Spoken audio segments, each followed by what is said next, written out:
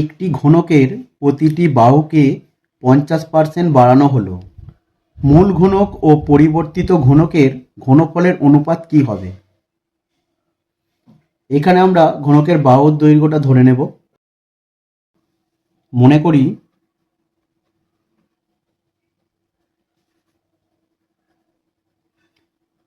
ঘনকের বাহুর দৈর্ঘ্য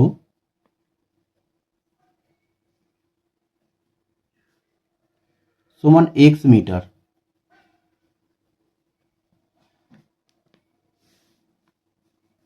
তাহলে ঘনকটির ঘনফল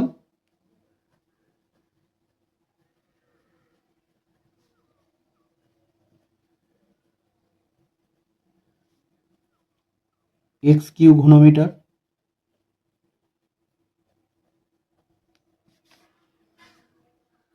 ঘনকের বাহুকে 50% করে বাড়ানো হলো।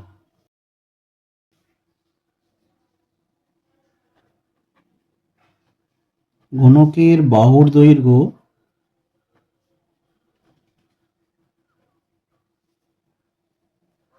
%50 বাড়ালে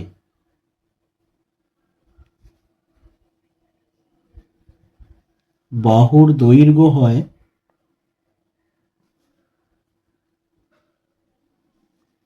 সমান x প্লাস x গুণ 50%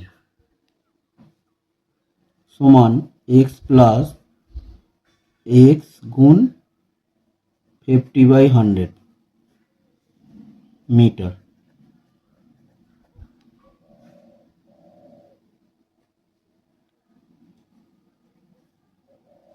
তাহলে x প্লাস x/2 মিটার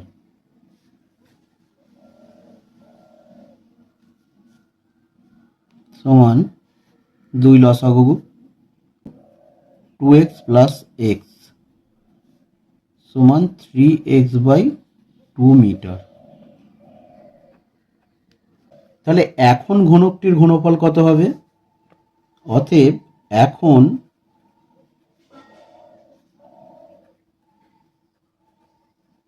ঘনকটির ঘনফল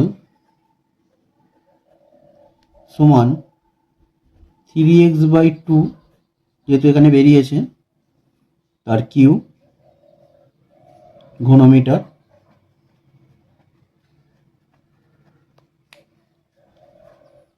সমান 27x³/8 ঘনমিটার।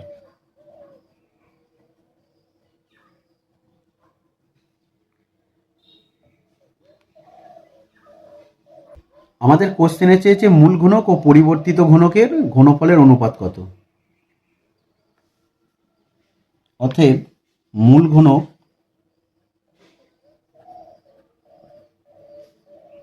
ও পরিবর্তিত ঘনকের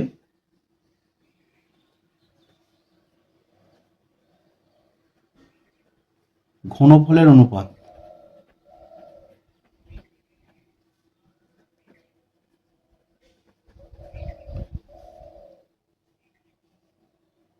x³ ইজ টু 27x³/8 সমান x³ গুণ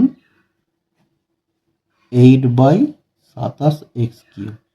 x³ কেটে গেল, তাহলে এটা হবে 8:27। এটাই উত্তর।